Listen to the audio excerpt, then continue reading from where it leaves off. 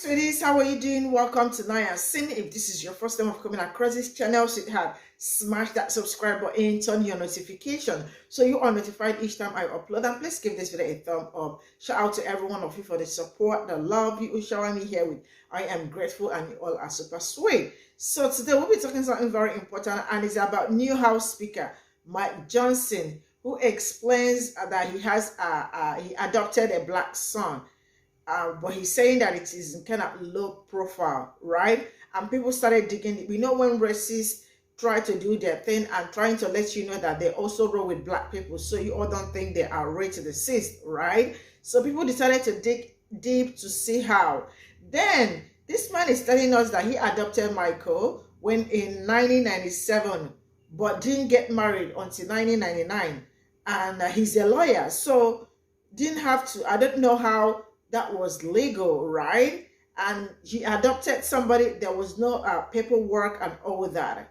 And then he went further to say that Mike, the son he adopted, was grateful because if not, he would have joined gang and also start doing drugs. So he is also trying to let you all know that black people do drugs and they join gang, right? And then he went further to say that growing up as a black person and growing up as a white person are not the same. That black people have it harder, which is true. But then he is using this to cover up his act. Let's get into this video. So, the newly minted Speaker of the House, Mike Johnson here, says he has a black son. So, let's take a look at him. Okay, he's this is awkward. This is a family picture from his website. Hold on. Okay, here's another family portrait. And unless he's holding the camera, I don't see this black son. But hold on, where do we get this from? You and your wife, a long time ago, adopted a 14-year-old African-American young man and raised him along with your other children. Tell me about how that gave you some perspective on this. Yeah, sure. We took Michael in almost 20 years ago. He was 14. The easiest way to summarize our story is I ask friends, have you seen the movie The Blind Side? That was our story, except my Michael was not an NFL prospect. Similar story to that, and we took him in as our own, and Michael is now doing great. This is 20 years later. He's in his mid-30s. He lives in California, 4 children of his own. He and Adonza have a great family life, and he says to people, he shares his testimony that were it not for our intervention in his life, that he would certainly have joined a gang, gotten on drugs, wound up in prison, or dead on the street somewhere. And that's the harsh reality that we have here. What it's taught me is we now have 4 other children of our own, and my oldest son, Jack, ironically, this year is 14. And I've thought often through all these ordeals over the last couple of weeks about the difference in the experiences between my 2 14-year-old sons, Michael being a black American and Jack being white, Caucasian. They have different challenges. My son, Jack, has an easier path. He just does. The interesting thing about both of these kids, Michael and Jack, is they're both handsome, articulate, really talented kids, gifted by God to do lots of things. But the reality is, and no one can tell me otherwise, my son Michael had a harder time than my son Jack is going to have simply because of the color of his skin. And that's a reality. It's an uncomfortable, painful one to acknowledge. But people have to recognize that's a fact. So I thought I would go to the Mike Johnson website to find some information on this black son he seems to roll out whenever there's an issue involving black people. And it says Mike is a dedicated husband and father of 4. And that seems to track with his family photo. So Mike Johnson is 51 years old. He married his wife in 1999, approximately 24 years ago. Yeah, I need a moment. Somebody help me here. So the newly elected Speaker of the House, 51-year-old Mike Johnson, adopted a 14-year-old black child 24 years ago when he was 27 years old and had just got married. This man and his newlywed wife adopted a 14-year-old black child, a child who would have just been 13 years younger than Mike Johnson at the time. Yeah, is that mathing for anybody else? Yeah, we're going to need to see some paperwork, because I have a feeling that this was not a legal adoption, if any. Yeah, I need to see some paperwork. Yeah. Anybody find any paperwork, let me know. But I'll be keeping you updated. So, I told you all I was going to keep you updated about the newly minted Speaker of the House, Mike Johnson's claims that he has a black son that he adopted over 24 years ago. Well, this is that update. Let's recap on what he has said about his black son. You and your wife, a long time ago, adopted a 14-year-old African-American young man and raised him along with your other children. Tell me about how that gave you some perspective on this. Yeah, sure. We took Michael in almost 20 years ago. He was 14. The easiest way to summarize our story is I ask friends, have you seen the movie The Blind Side? That was our story, except my Michael was not an NFL prospect. Similar story to that. And we took him in as our own. And Michael is now doing great. You know, this is 20 years later. He's in his mid-30s. He lives in California, 4 children of his own. He and Adonza have a great family life. And he says to people, he shares his testimony that were it not for our intervention in his life, that he would certainly have joined a gang, gotten on drugs, wound up in prison or dead on the street somewhere. So, just as I thought, very little of what he said is actually true. There is no legal adoption. Take a listen. I want people to know about you. There were things about you that I learned in the lead up to this interview. I didn't know that you didn't actually legally adopt a young 14-year-old, but you basically adopted him. It would have taken 4 years to finalize it. And he happened to be African-American, and he was your first son. And now you have 4 other children. And you have one of them, well, this son was named Michael. Your other 14-year-old is Jack. And so maybe this is just like The Blind Side. Anyway, you can go read this article for yourself. But I'm going to highlight a few things in the article because this interview already established that he never adopted Michael James. Now, I also learned that Michael is actually 40 years old in this article, so that makes him 11 years older than his father.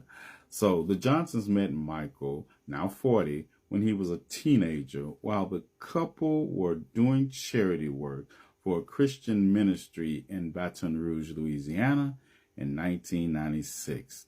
The newlyweds took the troubled 14-year-old into their home and filed court papers to become his legal guardian in 1999 after James became homeless.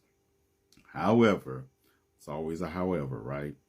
Once the Johnsons moved from Baton Rouge to Mike's hometown of Shreveport in 2002, James stayed behind and struck out on his own as they were legally an adult then. So once again, this is the family portrait from Mike Johnson's official website of his wife and his 4 children. And also nowhere on their website does it mention a 5th child named Michael James at all. So you remember in the video that Mike Johnson here said that he raised Mike with his children. Yeah, but in the article it says you all left him in Baton Rouge in 2002.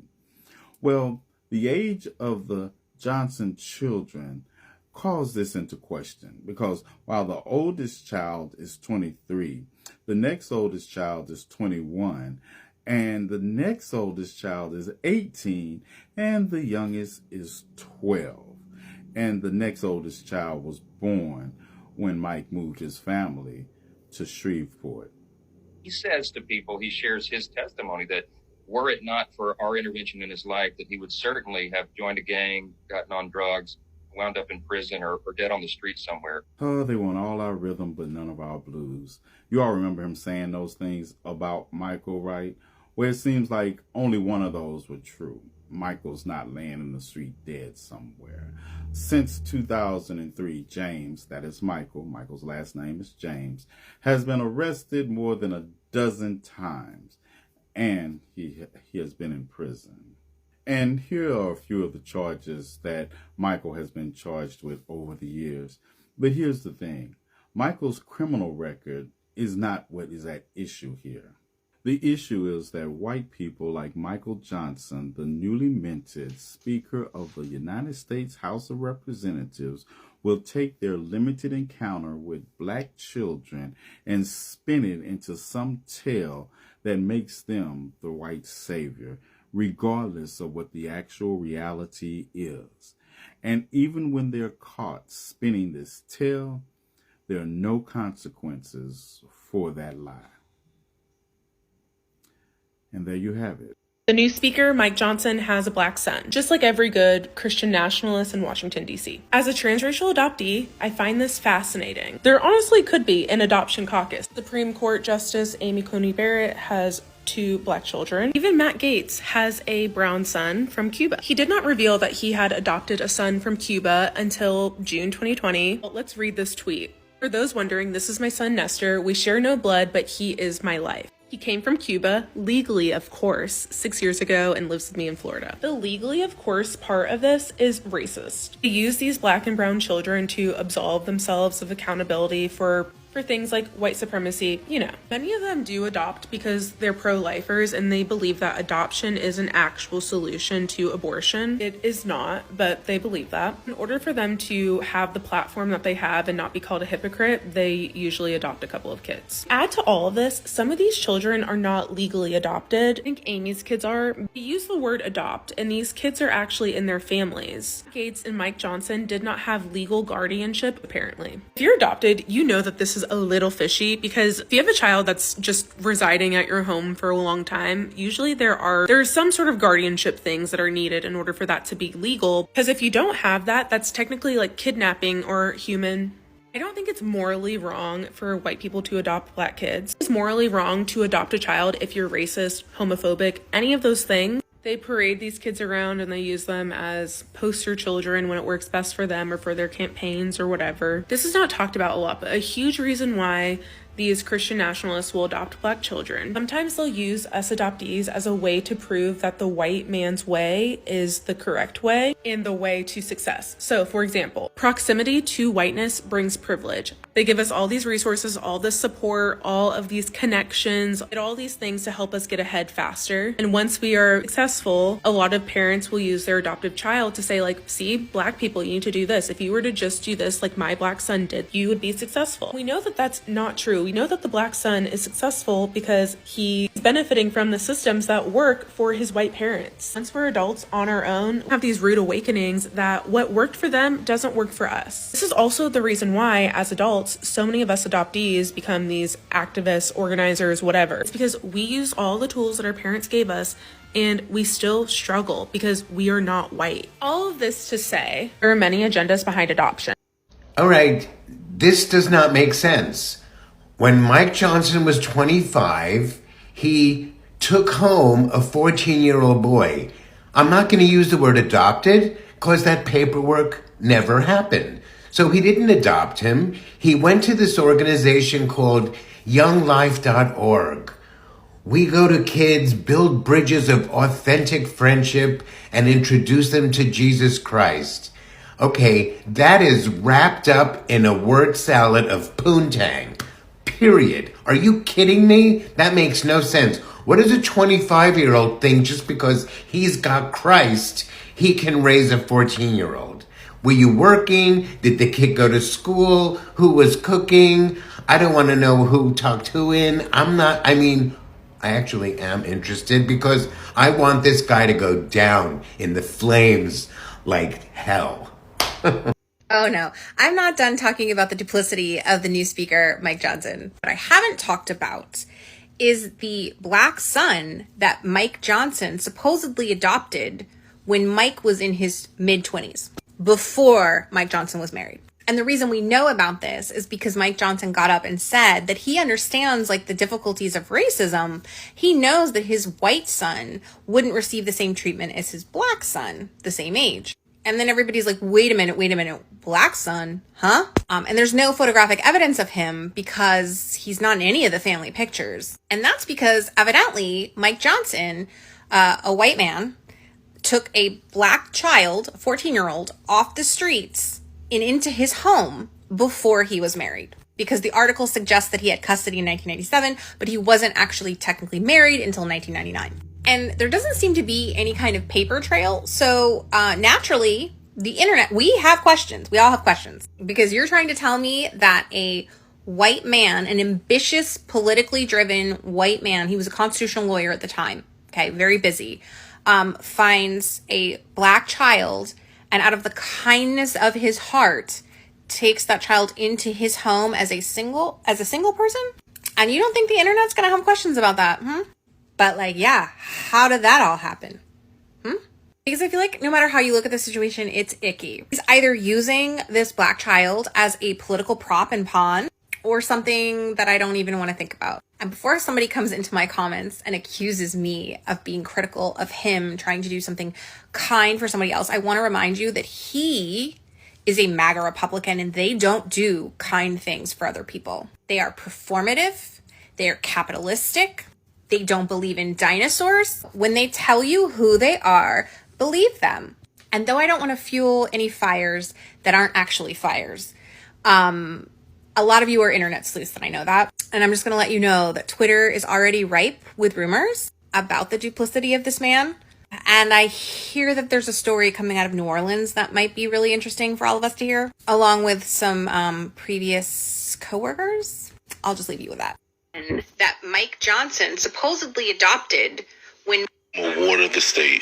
There is no way possible that in the 90s you found a child, took him to Child and Family Services, and they just allowed you to walk out with that child without signing adoption papers, guardian ad litem papers, which is one of the things that you would have had to sign because you were not the parent. You would have had to have a guardianship over that child. It's no way possible that they also let you leave without signing any type of a temporary custody papers. So where are the papers, and did you really adopt this child? Because if not, isn't that kidnapping? the black. Did y'all know that the new Speaker of the House, he has a black son? In 2019, when Congress had their reparations hearing, in the hearing, Mike Johnson said that reparations wasn't needed, that it was unconstitutional. And when he made that comment, people was like, why is he saying that now? Because many of his colleagues didn't even know that he had a black son. He doesn't have him shown anywhere on his website. And after that hearing, this Twitter user, well, ex-user, he pointed it out too. Like he's nowhere to be found on these pictures. He said that him and his wife, Kelly, they took custody of him when he was 14 years old. He did state that he knows that many of his colleagues are not aware. He said that Michael was in and out on the streets on a dangerous path. And then after saying that, he stated, my son doesn't think that we need reparations. Oh, really? So I went and I did a little digging and I found this video of him. He talked about his black son. I guess that's him right there. Here's his black son again with him and his wife. Here he is again as an older man. Oh, look at the grandma holding her baby. My question to you guys, during the hearing, was Mike using his black son as a token? I'll wait on that answer.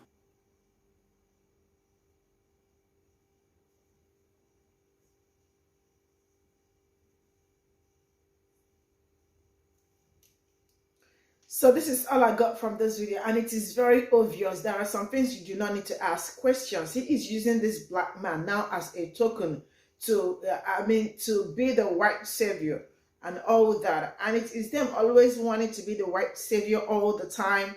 I mean, it's kind of not cool, you know. And look at it. There is no how he adopted this young man when he was 25 years.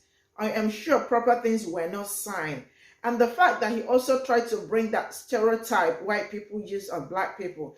I mean, he was like, if he did not adopt that young man back then, he would have joined gang, and also, like, you know, went on the back path and start doing drugs and all that. How did you know that he was going to join the gang and start doing drugs and all that? So you automatically trying to tell us that black people do drugs and they join gang.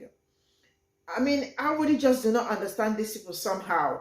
I mean, why is it that of all things, like all the things, like, you know, going around him, he decided to let us know that, you know, with all the things he has said, and he actually mentioned that his son said that he thinks that there is no need for reparations for black people. Is your son speaking for himself, or he is speaking for black people in general? Because I make this make sense. The math ain't even mathing.